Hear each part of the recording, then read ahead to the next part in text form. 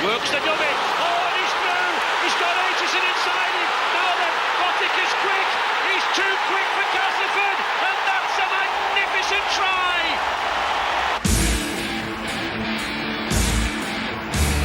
To hit the big time playing rugby league, New Zealanders have always had to leave home, to head overseas to where the competition is toughest, but the rewards are greatest. In the Winfield Cup, some of the best known names are Kiwis. The country's best players have flown these shores, taken up residence in a foreign land, away from family and friends. Now the call has gone out, come home. Hoki mai ngā toa ki tō whenua.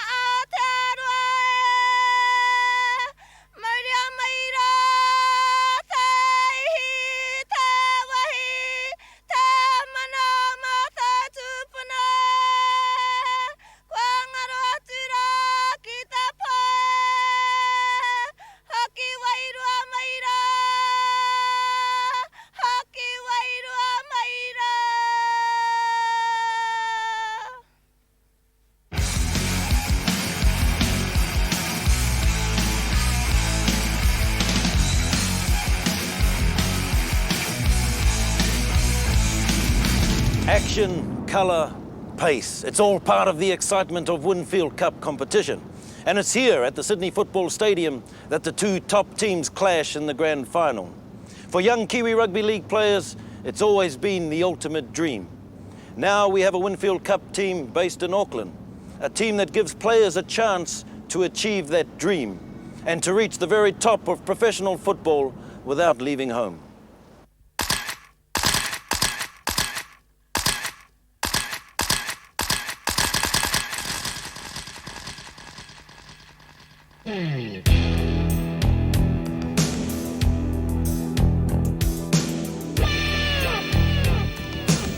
Auckland City, and a new dawn for sport in New Zealand. For the first time, a New Zealand-based team is to play in Australia's Winfield Cup. It's taken 6 years of planning, 6 years of a dream to become a reality.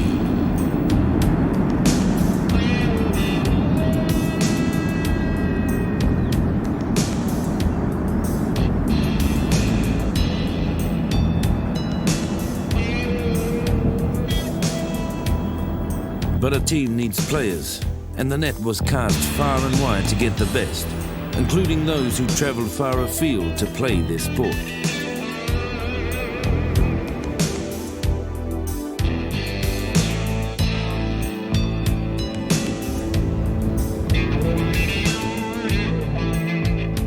Now, for years we've seen our Kiwi League players, the top players, go across the ditch to either Australia or in turn catch another plane and go on to England to have to play, and we now represent the extension or the career path ladder or the rung in the career path ladder that didn't exist. We've now created it and they can now stay home and do it. We've recruited probably 20 of the best young players in the country. They're sitting in behind the 20 good pros that we've got, and they're learning off the pros. They're looking at their work habits, they're looking at how they present themselves at training. They'll be watching them play, but they're always rubbing shoulders with those good guys. And after the first couple of seasons, well, I expect a lot of the 20 will be still here and they will become our senior players. The Tupu. Jones spots the opening. Here he goes, the halfback. The kick and chase is on. Jones against Coley. He'll get the bounce. Jones was taken out of it. I would give a penalty try for that. Stacey Jones. Yeah, good work. Stacey Jones is regarded as one of the country's rising young stars of rugby league. At only 17 and still a schoolboy, he captained the junior Kiwi side to Australia last year. He was targeted by several Australian Winfield Cup sides, but signed for the Warriors, wanting to play his league on home soil.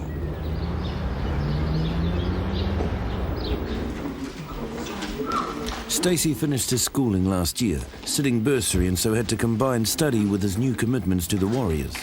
This year he continues his studies with a course in sports medicine. 19 in May, Stacey is realistic about his future with the Warriors. Greg Alexander has his hold on the halfback position. Stacey knows he has to bide his time. Hopefully, in a couple of years' time, I'd like to be playing first grade. Like, I'm only 18, hopefully by about 20, 21 maybe, I'd see myself playing first grade. If I'm injury-free and performing well. So another set of 6-4, the county's Manukau Heroes at Whanutaiwa. Has a go, there it is. Hydro Okasini. Well, it's like handball at the moment. Malitoa Brown, the young man, straightens it up, finds the opening. It came out of nothing. Gus Malitoa Brown. It's most people's idea of the successful league player. Flash car, big money. But looks are deceiving. Teammates with Counties Manukau last year, now Hydro Okasine and Gus Malitoa Brown line up together for the Warriors. Hydro's already made his mark internationally, playing for the Kiwis in Papua New Guinea last year, while the Warriors sent Gus to gain some experience with the Brisbane Broncos last season. Counties Manukau were runners-up in the National Championship in '94. Both Hydro and Gus were obvious targets for the Warrior talent scouts. But they're still a long way off the big money earned by the star players. Both have to work to make ends meet. The car's in for a cleaning.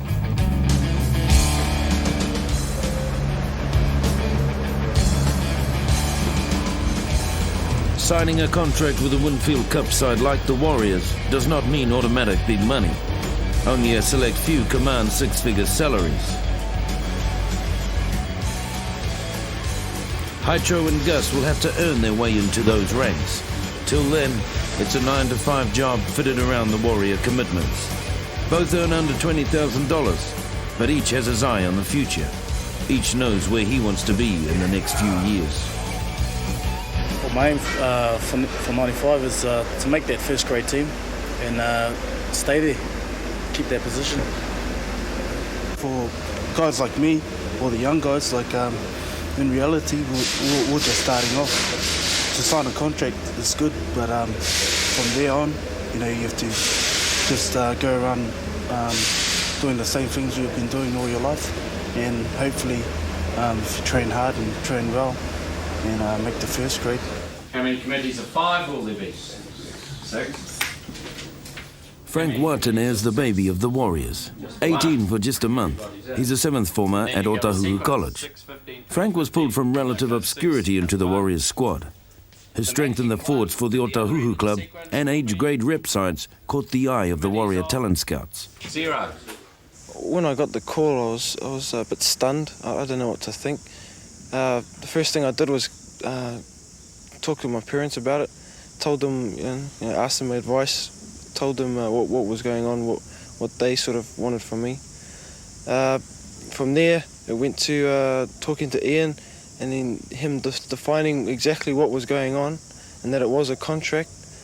And so I didn't sort of get over it till, say, 2 months after I signed it, and it took about 2 months for me to decide as well. And even now, it's a bit difficult to really understand what I'm getting into. You could train a donkey for 12 months and it'd still never win the Melbourne Cup, even if it was dedicated and had the right attitude.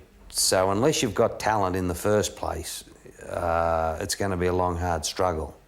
So the players that we recruit have got to be talented players. They've got to be talented rugby league players. And I always like to say I like the players that I recruit to have something that I can't coach. I like them to have extra speed. I like them to have good vision, those sort of things. But so they must be talented in the first place, and then secondly, they've got to be dedicated and they've got to have good attitude. International sport these days is all about a war zone, a modern day war zone, and only the tough will survive and the tough will succeed. And sure, there will be hiccups along the way, but always remember that great quote that I think I picked up from Dean Bell about the challenge of there is no glory in never not falling.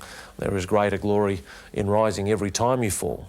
And that's what international sport is all about, and who's prepared to dust themselves off and get back into the fray as quickly as possible.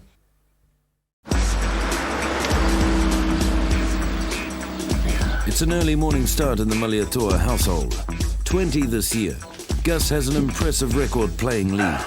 He excelled from an early age and peaked with a place in the junior Kiwis with a tour to Britain and Australia. Now the Warriors contract offers even better things. But at home, Gus's feet are kept firmly on the ground. Brought up in a proudly traditional Samoan family, those values still hold true. Gus has been brought up in a very close family, and we've been advised him in so many ways how to grow up and how to respect. I think respect is the most important thing in this family. So long as Gus maintained the respect that was taught through the family and how we brought him up, through his sport, the whole family in Samoa are very proud of Gus. They can only wish that Gus will continue to do well.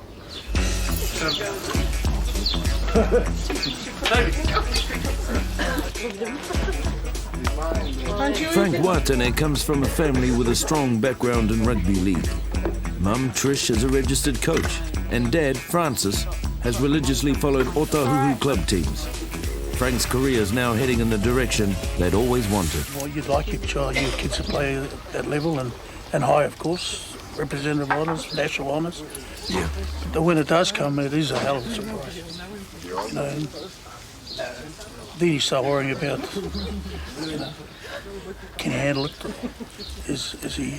Is he going to be up to it? Capable, yeah. What do you think? Oh, he's got the best coaches out there, and I think he'll do well. We can't do any more for him. It's up to him. You know? What things you got to do around home? How have things changed for him at home here? He's still living here, of course. Yeah, he still goes to school. He just mowed the lawn, so nothing's changed. The boy's still got to work. Still got to mow the lawn. Still got to mow the lawn. A warrior or no warrior?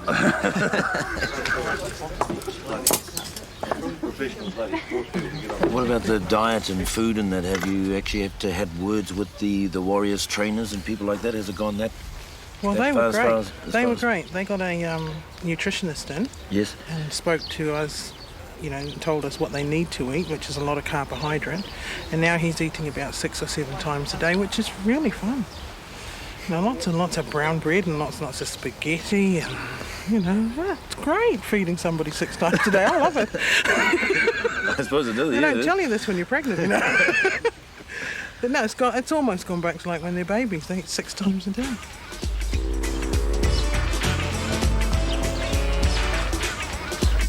In the Jones family home, rugby league has a proud tradition. Stacey's grandfather, Manga Emery, left Union to become one of the Kiwis' key players in the 60s. Now the family can contemplate a future with another star in their midst, as young Stacey's career takes off with the Warriors. He's always had big ambitions when looking at his future in the game, and the family too wanted him to achieve his goals. But it looked like his desire to make it to the top meant signing for a team overseas. The family can now rest easy that their son can achieve his goal without leaving home. Well, right from when he was small, he was always, fairly good. And I think we hoped, and hopefully, he felt that way, that one day he was going to either go overseas and make a success of himself. But with the Warriors coming on the scene, he could do it here at home. We would like to see him go all the way. He's always wanted to be a Kiwi player. He just went from goal to goal, and now that he's gone into the Warriors, his goal now is to actually hopefully make the top team in a couple of years' time.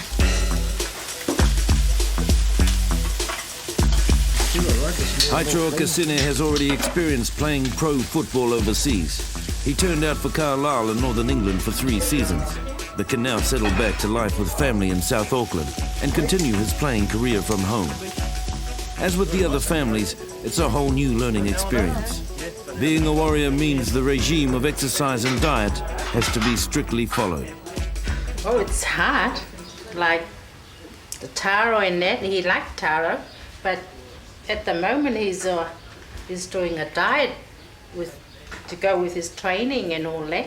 So he's eating like lettuce and all that kind of thing that he never used to before. He's a tryer. Right through his, right from the school boys and all that, you know, he tries a lot. Not like his older brother, he's a talented player, but, you know, he just sort of let it through, and, you know. But Hato, he's a tryer. He always gives his best. Most good rugby league's all about good fundamentals, and if you can do the simple things correctly in the game, well, you're never that far off the money at the end of the match. So I coach a lot of fundamentals, and I stress to the players that it's important to do the simple things and do them correctly. 50 players signed for the Warriors. Only 13 will make the first team. The rest will make up the reserves and Colt sides. A store of talent waiting to step up when called.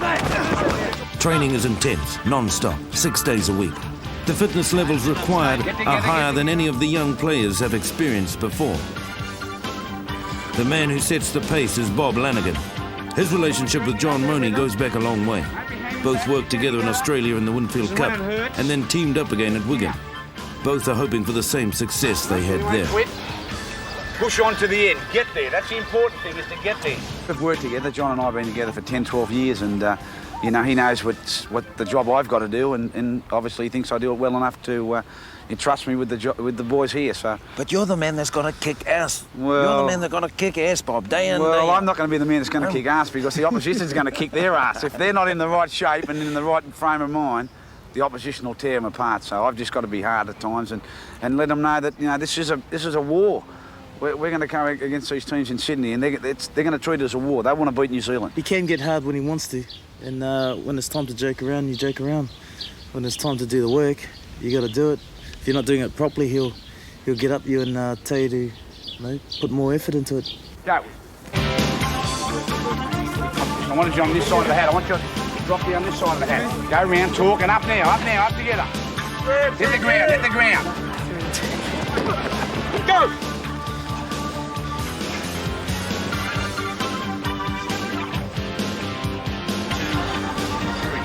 Make sure you get this line. Come on.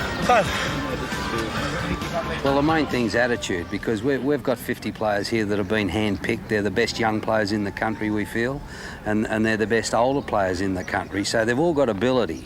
So the main thing we stress to everybody is make sure your attitude's good. When you come to training ready to work and ready to learn. With the Warriors comes a multi-million-dollar business. A former factory just across the road from Mount Smart Stadium was turned into offices. And right next door, the building of the gymnasium went on as early training got underway. In the stadium itself, renovations costing nearly $10 million began to transform the former site of the Commonwealth Games into a football stadium which would meet the demand set by the home of a Winfield Cup team. Hospitality boxes built in the main stand, new seating and terrace spacing gives the stadium a crowd capacity of around 30,000 people.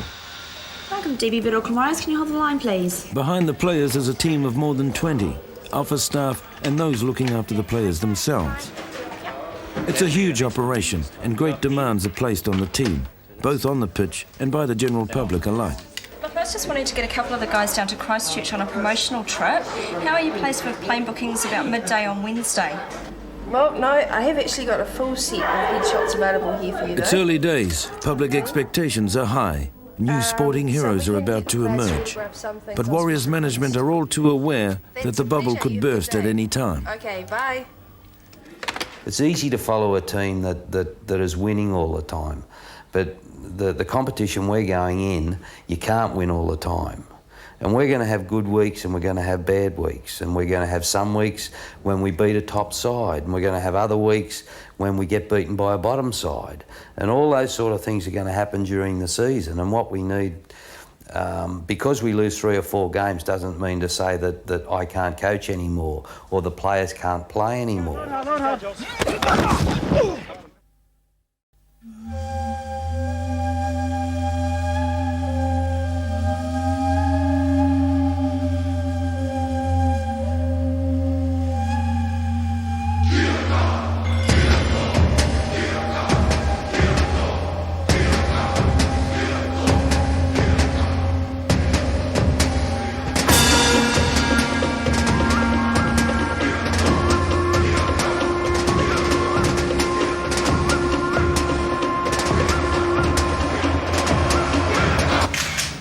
give you enough more Rugby time. league player, actor, promotions man.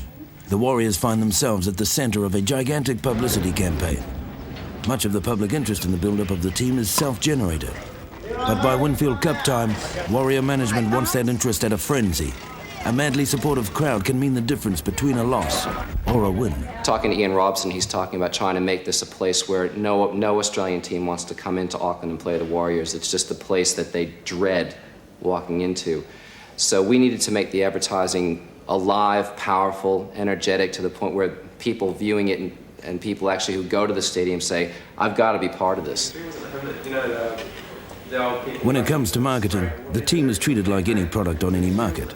Clever, catchy, easily remembered slogans are thought up. Slogans that could become part of Kiwi culture. So we'll need to make a decision though about... But it's the television commercial that's the centre of interest at this planning session. With the stadium half built and a crowd of just a few hundred extras, it's a big ask to create the high-energy frenzy of a Winfield Cup match. So this shot where they're running through the tunnel, are we going to do any set dressing inside the tunnel? How's that going to look? What we'll do is wet the walls so that you just get this big sheen. Because we're only shooting this amount of people, we can like set up big loudspeakers, something like that, maybe play music, get them into it. I'll call out first action. You folks are waving, you're waving the flag. Then I'll go action.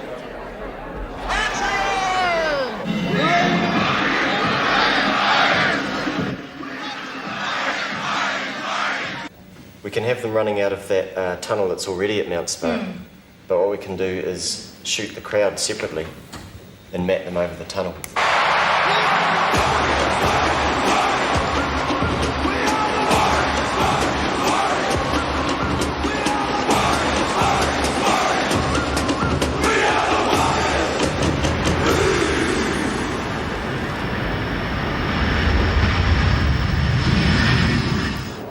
The Warriors may be based in Auckland and carry the name of the Queen City, but management are keen for support to come from across the nation.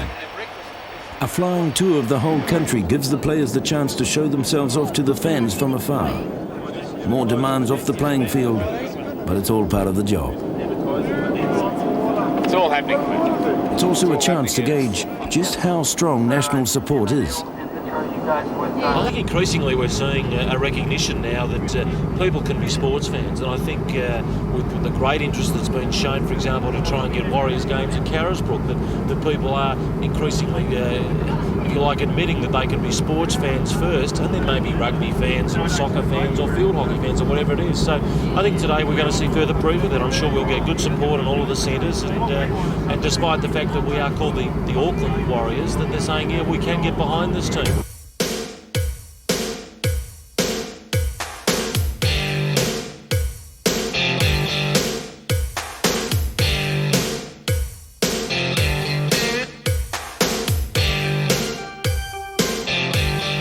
Good to see a lot of kids from a fair distance away from Auckland come down and get autographs and can support the Warriors.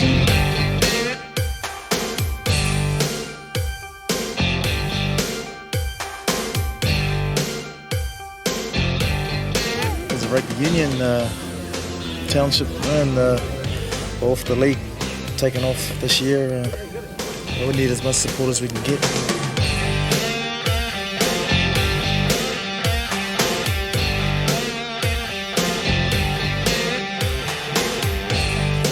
Well, it would only been a year ago since, when I would have been out there asking for autographs of guys like Haitro and it. I mean, it takes a bit of getting used to, but you hang around them long enough, you think, oh, this is the way it's done. I've become more professional attitude in training and off the training circuit as well. They've built us a profile for all the players, a high profile around the country, and wherever you go, people will know you and see what you're doing, take note of what you're doing. So professional bit has to be pretty full time. Dreams can come true. It still can happen. That somebody can be plucked from small town New Zealand to go to the big time, or suburban Auckland to go to the big time. And certainly, we hope that all of the players that are with us, whether they last 1 year or 11 years, inspire a whole new generation of children to reconsider rugby league, certainly, but more particularly reconsider sport and its benefits that it can provide in terms of being a better community, and for those who really excel at it, providing a very bona fide and genuine career opportunity. Continuing the theme of arousing national interest, the first time the Warriors appear in a match, it's in the heart of Ranfurly Shield country, Christchurch. Management are nervous, but the crowds turn out in force to see this new kid on the block. Public expectation is great. The coach is looking to set up his A-team. As a coach, I try and give my accolades to the players that do all the little things and work hard off the ball, but never really get the recognition from the spectators or from the general public. One of those players who's caught the coach's eye is Haitro Okesene. It's a nervous wait. First time in a Warriors jersey, but still that intense desire to make the A-team for the Winfield Cup competition. The buzz of the crowd, the pre-match hype. The scene is set. The Warriors have arrived. The start of a new thing, and we're all there together. It's been the first time we're playing the first game. And, very excited. Haitro's first outing is a storming success.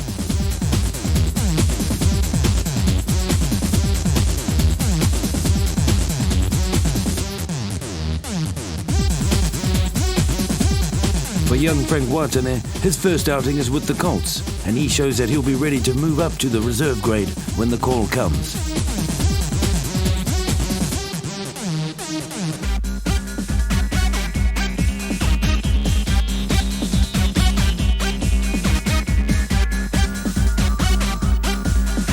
Gus Maliatoa-Brown and Stacey Jones turn out for the reserve grade.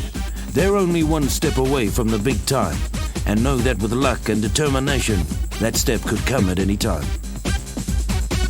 The injury rate in the Winfield Cup is great. There's a lot of players get hurt in top-class rugby league, and the main thing that we stress to all our younger players is just keep training hard, do the hard work, just hang in there and your chance will come.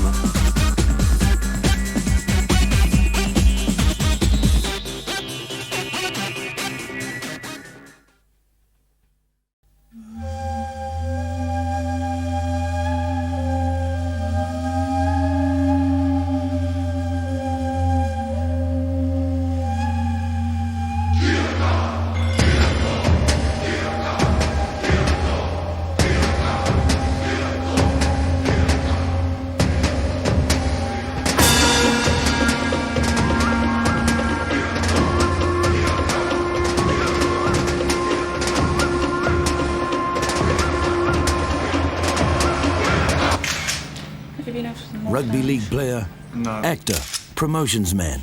The Warriors find themselves at the centre of a gigantic publicity campaign. Much of the public interest in the build-up of the team is self-generated. But by Winfield Cup time, Warrior management wants that interest at a frenzy. A madly supportive crowd can mean the difference between a loss or a win. Talking to Ian Robson, he's talking about trying to make this a place where no Australian team wants to come into Auckland and play the Warriors. It's just a place that they dread walking into. So we needed to make the advertising alive, powerful, energetic, to the point where people viewing it and people actually who go to the stadium say, I've got to be part of this. When it comes to marketing, the team is treated like any product on any market. Clever, catchy, easily remembered slogans are thought up.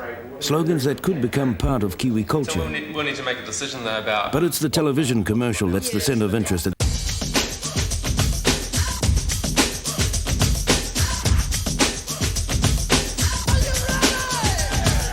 While the young signings of the Warriors provide the talent for the future, the early success of the team depends on a group of older pros. Dean Bell is captain. He and coach John Mooney go back to the successful years at Wigan. It's little wonder the former Kiwi captain is set to see out his twilight years in his homeland. With wife Jackie and 2 young children, Dean has settled back into Auckland to see the Warriors through their initiation into the Winfield Cup. It was a big decision for the family, but it's a dream Dean has had all his playing life. a professional league team based in New Zealand and playing in the toughest competition in the world.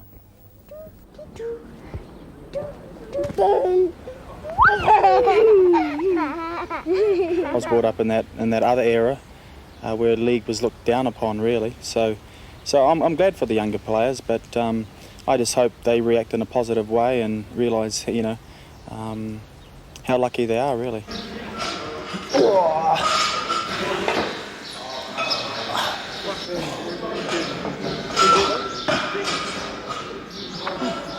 Hopefully they don't see what I've got now and think it was easy, because if is there any advice I could give to them, and it would be very simple. It's all about hard work.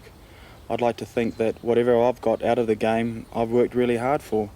I wouldn't say I'm the most naturally gifted player around, so I've really had to work hard at bringing out some of the points that I'm good at in rugby league. For them, they've done all the hard ground. They've made the Kiwi team, Dean Bell and all that. And like from them switching over to a club, that's when everything, all the rewards for them come all together. Like they all got a house, car, money, everything. So all their hard work's paid off. They've been there and done that, and they've earned it. They probably started off, or they would have started off. I mean, I'm probably next to nothing, and they've worked their way up. Another player who's climbed that hill of success is Sean Hoppe, who stormed to prominence in the Winfield Cup with the Canberra Raiders. But he started out pounding the streets through the industrial area below Mount Wellington as he made his way through Auckland's club scene.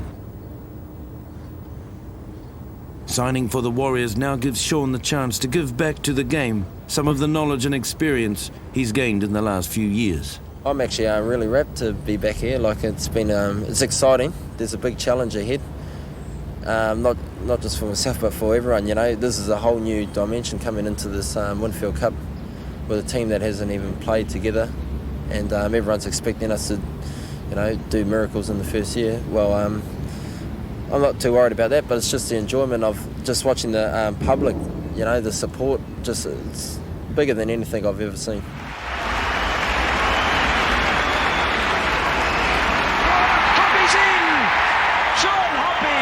They have a thing called the second year syndrome, which is well known in Australia, where a lot of rookies come out the first year and they have just, they play on enthusiasm and they just have a great year. But then the following year, everyone sort of knows what sort of game they play, what sort of pattern, and and then they can analyse their game every week.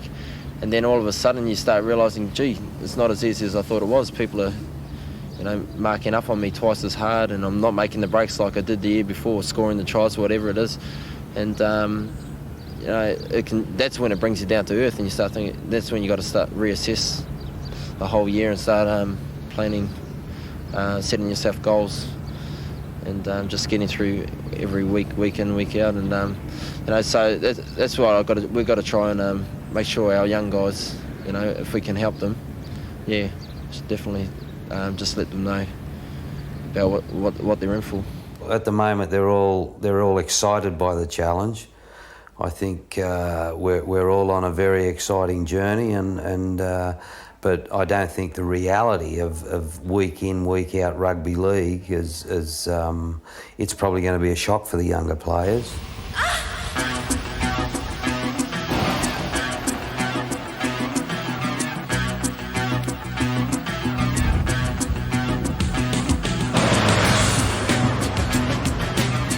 It's not the Sydney Football Stadium, it's not a Winfield Cup match, but it's the first time the Warriors have appeared on Australian soil and the first time they've met another Winfield Cup side.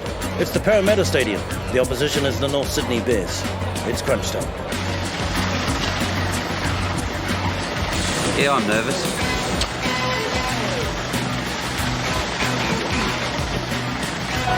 It's going to be hard. What I want to establish is that we're a good, tough rugby league team, and even if they beat us, I want to leave a bit of an impression here that if you're going to play the Auckland Warriors, you're in for a tough game. Hytro's form in the warm-up matches has earned him a place in the starting lineup against the Bears. Prop Andy Platt is out through injury. Hytro is to play in the front row. Interest in the Warriors' first Australian appearance is high, and expat Kiwis now have a whole team to support, new heroes to create. The first 10, 15 minutes is everything's going to be going at 100 miles an hour. So you just have to weather the storm and just settle down and do your job. Well, you're filling in the big shoes too, mate. Did you expect to be here at this stage in the first, like the first time up against Winfield?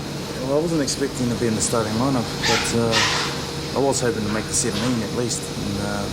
But with Andy out, the opportunity's there and I'll have to improve. Recent good form too, mate. That must give you a bit of confidence coming into the game. Yeah, well, it helps me a lot. It helps me to concentrate and focus, and we'll see how we go.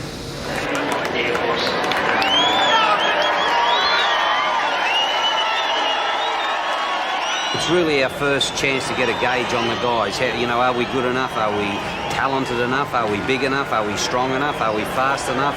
So after this match, we'll be able to sit back and say, our intensity wasn't good enough, or it was good enough, and our skill level's not good enough, or our speed's not good enough. But like I said to the players, everybody's watching. They're watching nationally in Australia, and the game goes to New Zealand, so let's put on a good show.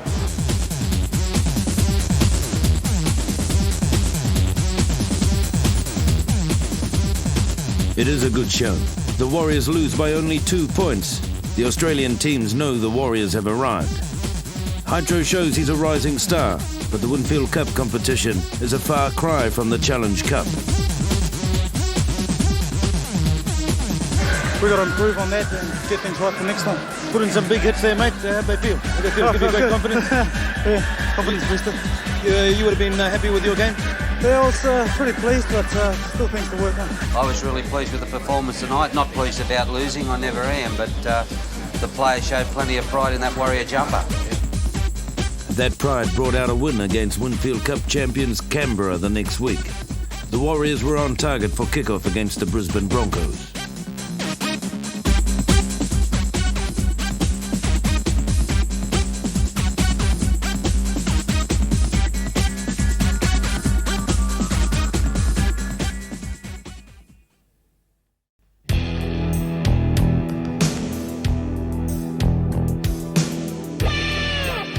Friday, March 10.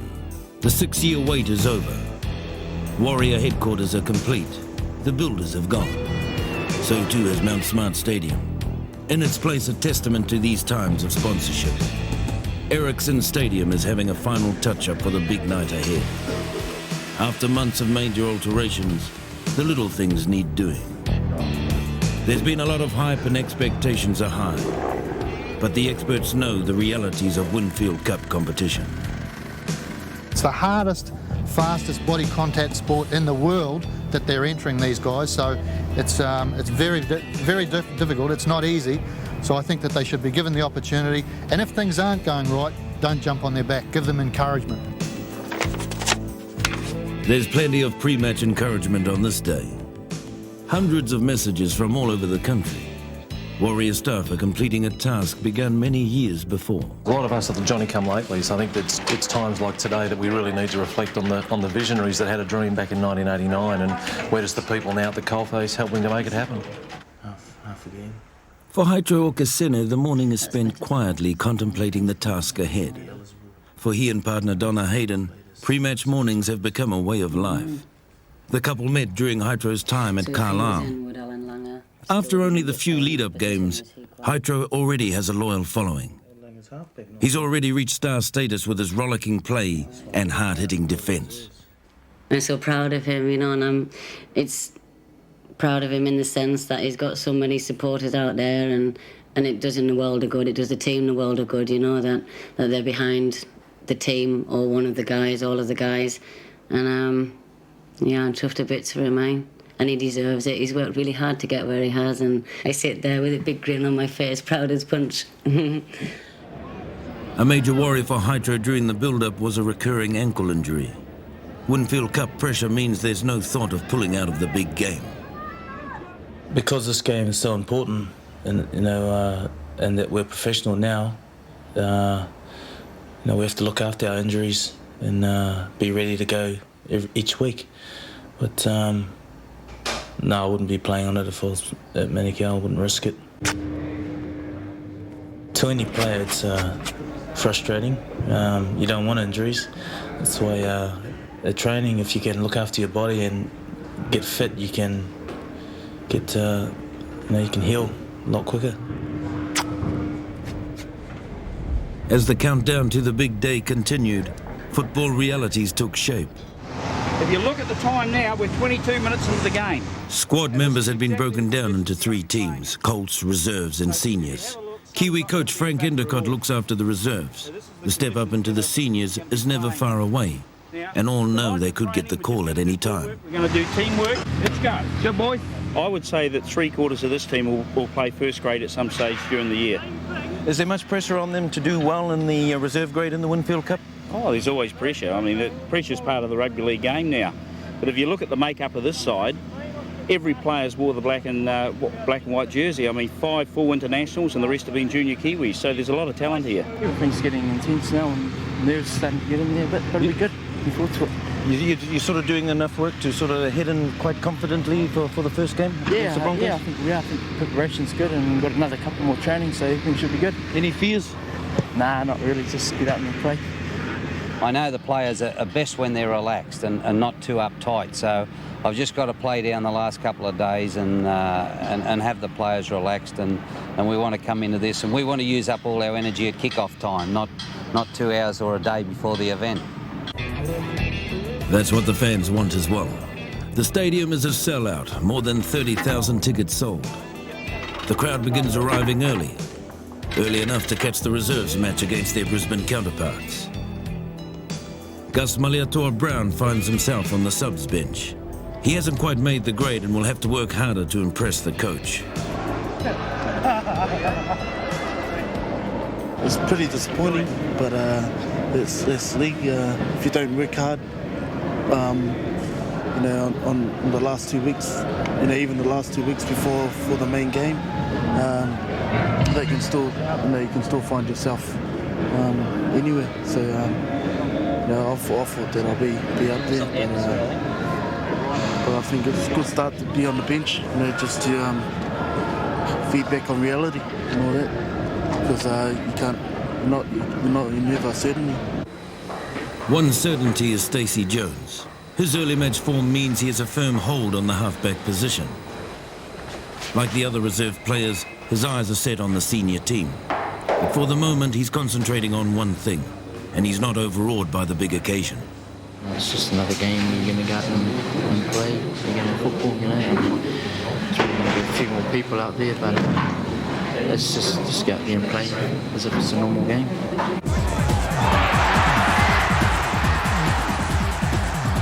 Stacey Jones plays a blinder and kicked 6 goals in a 36-14 victory. His future seems assured. Gus Maliator-Brown gets off the bench for a short taste of rugby league at this level. It's a taste that sets the appetite for the match ahead.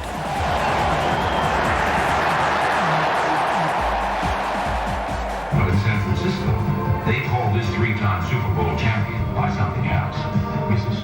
As the minutes tick down to 0 hour, John Mooney's players know the build-up is complete. The pre-match hype is over. The moment of truth has arrived.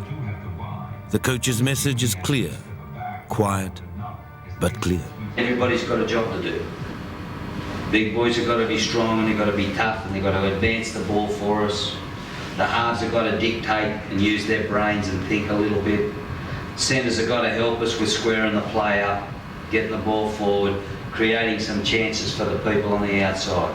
We're all in this together, and you know that your mate's going to back you up. So you've got to do whatever you've got to do. You're playing for yourself first, and you're playing for your team. There's been people out there for 30 years waiting for a team to play. We've got just as good a side as they have. We beat the Broncos tonight, we can beat anybody. And the way to beat them is go for broke.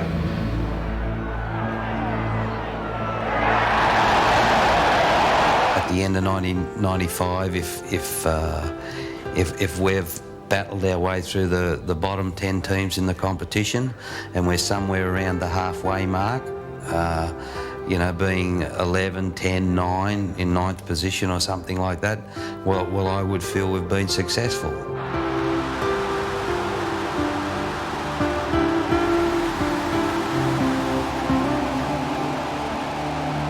I believe they've got the talent available and the expertise coaching-wise available to make the top 8. That's my expectations. I don't know how much further they can go, but I certainly believe that they'll be one of the top 8 teams.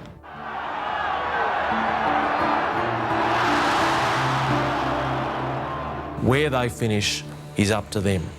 It's in their hands, and they will remain ultimately accountable and responsible for their own success as a result.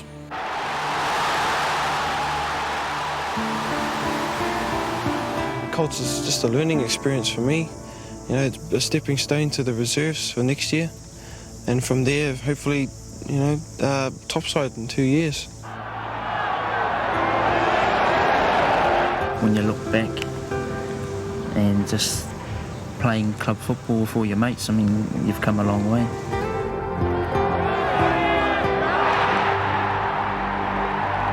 Well, I love to be a role model to the Polynesian kids.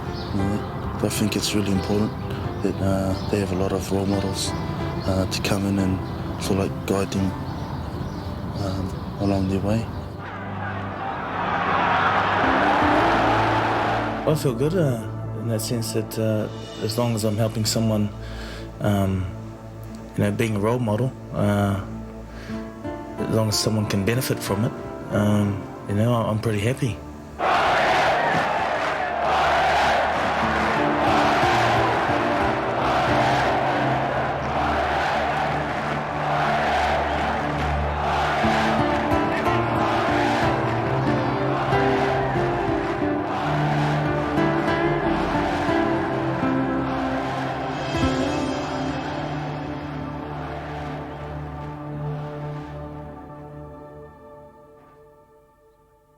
This program was made with the help of your broadcasting fee, so you can see more of New Zealand on air.